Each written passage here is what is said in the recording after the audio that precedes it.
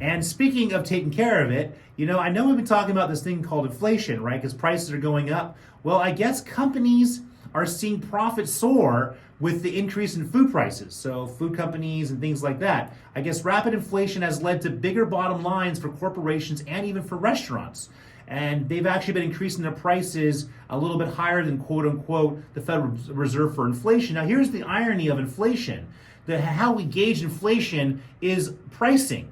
So, in essence, who's really responsible for this? Because they keep blaming the war in Ukraine. Well, is that really why?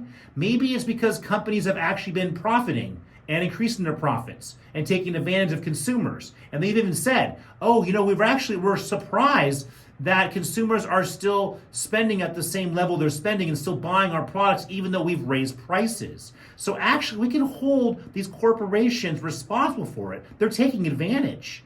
Because again, if that's the case, inflation isn't just some sort of, a magic wand that's waved. It has to do with pricing. Now, of course, they could say raw material, labor, but that hasn't gone up anywhere near the amount that the prices of our products, the prices of gas, food, and all that. Because remember, oil is cheaper than it was even, a decade ago at times. So there's no explanation for higher gas prices. There's no explanation for higher food prices. Even they can say, well, it's higher gas prices mean higher food prices. And I'm like, interesting. So it sounds like we're kind of all being set up here and we're being taken advantage of. But at the end of the day, we shouldn't be surprised. What are corporations and companies known for? Taking advantage of consumers, yes, and we're allowing them to do so. So I think we're going to have to figure out some new ways of lowering prices